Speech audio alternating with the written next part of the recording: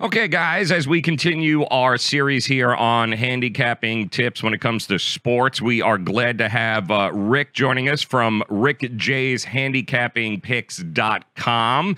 And Rick, thanks for taking a few minutes out, my friend. And we're excited here because anybody that has ever been a sports fan or anybody that has maybe dabbled a little bit in betting on sports, well, we've all got some good news. Sports betting is becoming legalized in many states throughout, not just Las Vegas where you are. Many states have now incorporated sports betting as a possibility, and we've been getting an awful lot of people asking questions on like where to go, how to go, all of that good stuff there. So we're hoping you can actually point people in the right direction and give them some of the do's and don'ts when it comes to beginning out and betting on sports. So I'll start, Rick, first and foremost. Tell us a little bit about you and your background, and how did you get into handicapping sports? Well, I've always been interested in it. I have a diverse background. I was an CPA attorney, and then got into business. And during that time, I was always dabbling in sports handicapping. And then when I sold my business, I went into full-time poker playing here in Las Vegas and stepped up my handicapping quite a bit. And now I'm a full-time handicapper and stock trader. Oh, okay. And so I do it all. Okay, so you're across the board there. Rick J's handicappingpics.com is his website. You can absolutely check it out. Talk to me a little bit, Rick, about some of the do's and don'ts when it comes to getting involved in sports betting, people just starting out. What would you say the number one thing people should be aware of or try to avoid when it comes to getting into sports betting? Number one, and I've on my side, I've gone into detail about this, but it's money management.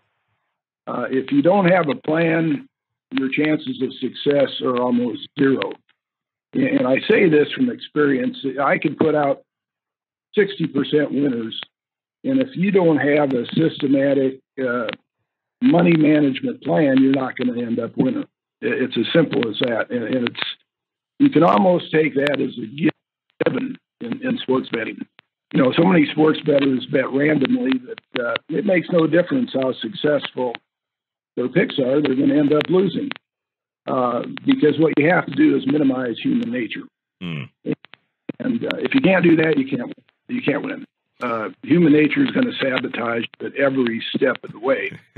So that's probably the most important thing you have to realize as a sports bettor. And the pros all know it, and they know it well. The amateurs, many don't even have a clue what motivates them or why they bet the way they do. And they don't last long. So that's number one. Number two, to be successful, you have to be a contrarian. You can't be a public bettor. Now, certainly the public wins occasionally, but more often than not, the public side's the wrong side. And you have to remember, you're looking for value. You're not looking for sure bets. There are no sure bets in handicapping. So you're looking for that, 2, 3, 5% edge, and that's what you're dealing with.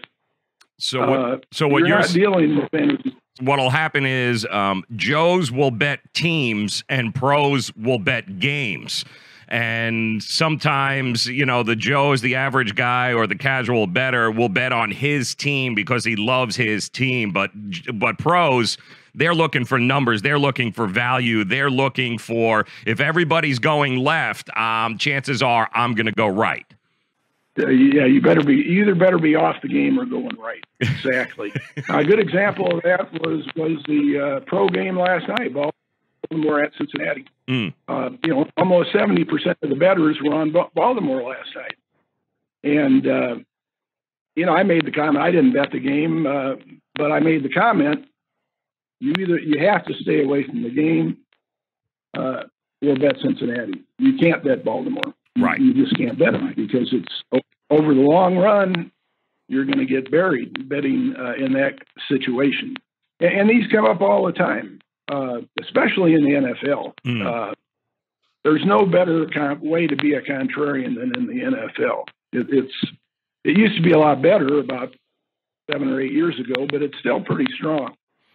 But for a beginner, if you combine money management, good betting technique with a good contrarian approach, you'll stay out of trouble. And you'll probably end up making money. And what happens is, you know, being a contrarian goes against human nature, like you had mentioned earlier. Rick is joining us from Rick J's Handicapping Picks.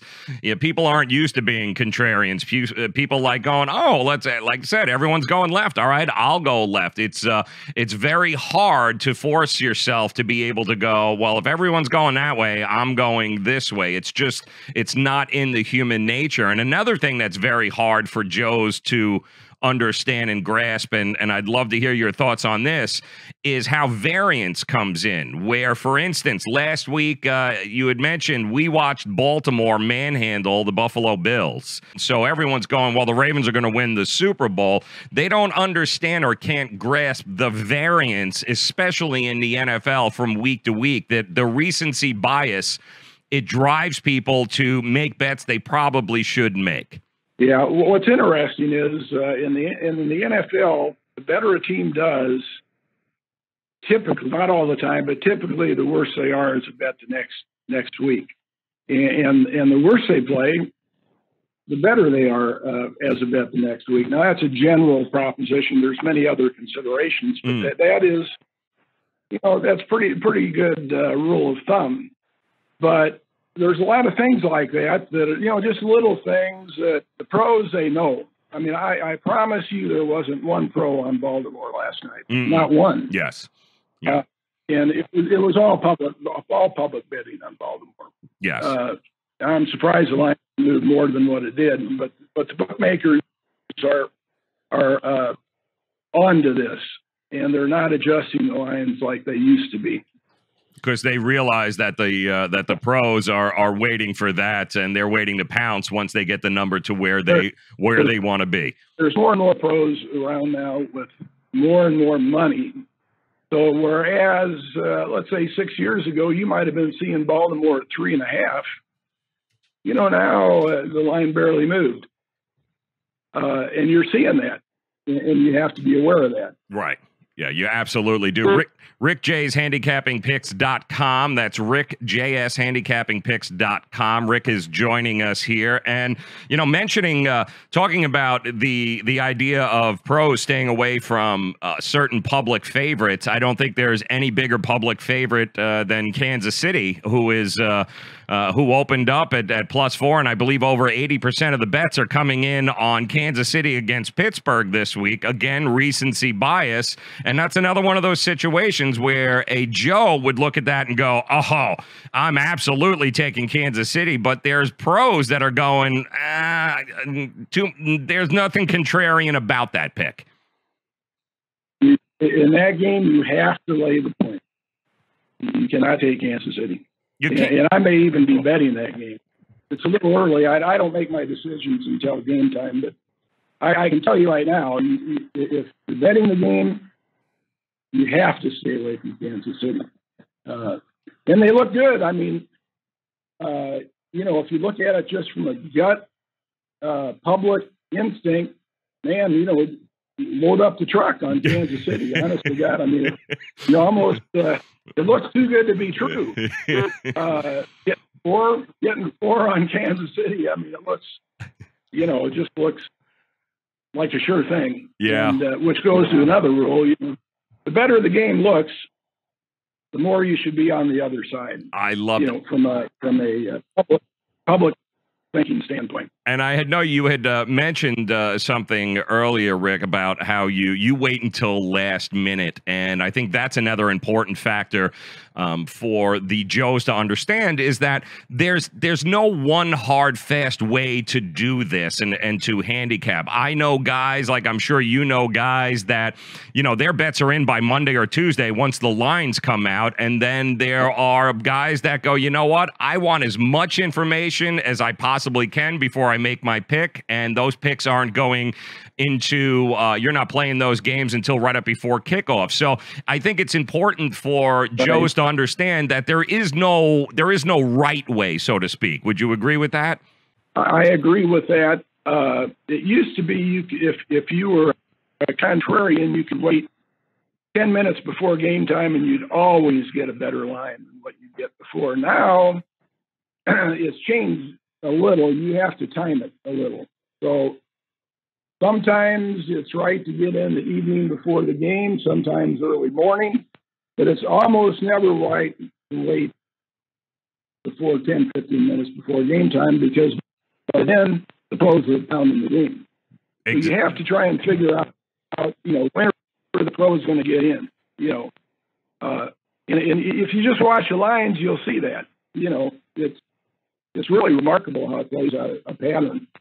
Time after time. Yep, and there is a lot of consistency when it comes to that. There are definitely some trends that people need to understand before they dive into this. Rick J's handicappingpics.com is joining us. Make sure you check it out. One of the other questions we get a lot, Rick, is that there are a million guys on Twitter and social media. Everyone has these guaranteed locks, and they're winning 80% of their games, and these numbers are just astronomical. Talk, if you could, real quick, about how does somebody who's a novice or just starting out, how do they decipher who is completely full of shit, for lack of a better term, and who is the real deal? Who are the people that they should be concentrating on as a professional and looking for advice from? Well, that's pretty simple. Anybody that has guaranteed games or promises over 60% winners, just cross them off. I mean, there's nobody, anybody can promise that. It just can't be done. I've been doing this a long time. And if you can do 55%, you're doing very, very good. But nobody can guarantee nothing. I mean, but, that there's just trigger words that, if you're got any common sense at all, you wouldn't fall for anything like that. Yeah. Well, now, who to follow? It's like finding a good attorney. And I was an attorney for 30 years. It's almost impossible to find a good attorney. And it's the same way with sports bettors. It's the same way with sports bettors. It's almost impossible to find somebody that really knows what they're doing. And one of the reasons is many of the pros don't want to share what they know. So you're not gonna find somebody giving out essentially what they've learned all these years. They essentially sit back, they do their thing, and they don't broadcast anything. Tell me exactly how it works with Rick J's handicappingpics.com, because some of the other things that we have heard is some of these systems and some of these guys, they want you to lock yourself in for a X amount of times, and it's $200, $300, $500, $700 a month for all these picks. What advice would you have, or how does it work with Rick J's handicapping picks if somebody was a novice and wanted to look to somebody who does this for a living? How does it work with your program? I make it very simple. $49 a month.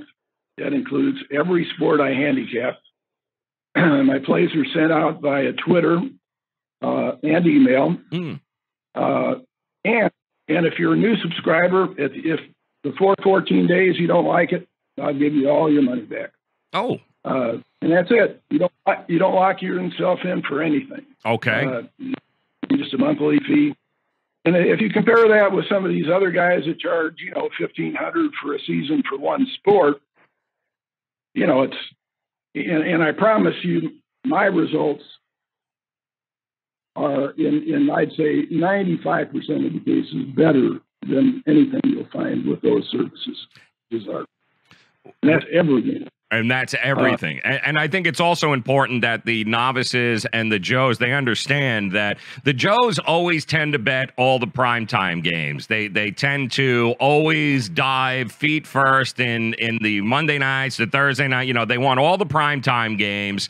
But, you know, there's a lot of value sometimes in the games that are a little bit off the map, and they may not be on TV. So maybe the Joes, some advice for them would be to don't always concentrate on the game of the week. There are some better value plays usually, especially on the weekend in college and the NFL, where, you know, maybe you look at the MAC or you look at some of these games that you go, wow, it's not on TV, but you know what? There's more value in this game than, you know, the Ohio State game that's going to be on at 4 o'clock.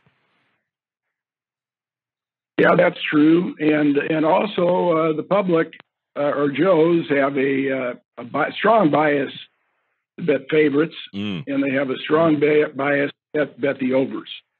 And it's been like that forever, and it hasn't changed. Rarely do you see a game where the public's all over the dog. Now, you see that in Kansas City. Mm-hmm.